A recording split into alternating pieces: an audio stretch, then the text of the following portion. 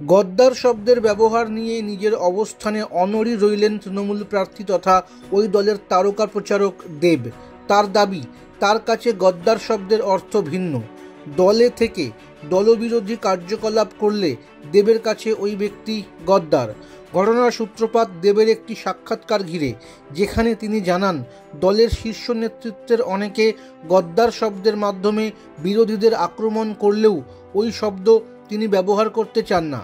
এমনকি নির্বাচনী প্রচারে গিয়ে খেলা হবে স্লোগানও দেন না। অন্যদিকে উত্তর কলকাতার বিজেপি প্রার্থী তাপস রায়ের প্রশংসা করার পর দলের শাস্তির মুখে পড়েন কুণাল ঘোষ। দলের রাজ্য সাধারণ সম্পাদক পদ খোয়ান তিনি। তারপর এ নিয়ে প্রতিক্রিয়া দিতে গিয়ে কুণাল বলেছিলেন, দেব মমতা বন্দ্যোপাধ্যায়ের কথারও বিরোধিতা করেছিলেন। বলেছিলেন মিঠুন চক্রবর্তীকে উনি গদ্দার বলে মনে করেন না। এমনকি ভোট প্রচারে গিয়ে বিজেপির রাজ্য সভাপতির প্রশংসা করার পরও দল তার বিরুদ্ধে ব্যবস্থা নেয়নি। উল্লেখ্য, বালুরঘাটের তৃণমূল প্রার্থী বিপ্লব মিত্রের সমর্থনে প্রচারে গিয়ে ওই মঞ্চ থেকে বিজেপি প্রার্থী তথা ওই কেন্দ্রের বিদায়ী সাংসদ সুকান্ত মজুমদারের প্রশংসা করেছিলেন দেব।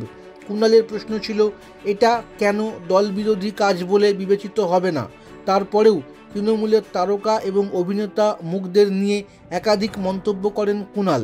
এই প্রেক্ষিতে শুক্রবার গদ্দার শব্দ নিয়ে আবার মুখ খোলেন দেব।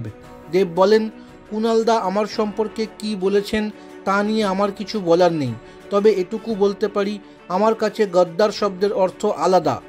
আমার কাছে গদ্দার শব্দের অর্থ দলে থেকে, দলের পদে থেকে দল বিরোধী কার্যকলাপ করা, দলের ক্ষতি করা। সাংবাদিকেরা দেবকে প্রশ্ন করেন, আপনি কি কুণাল ঘোষকে ইঙ্গিত করেই একথা বলেছেন?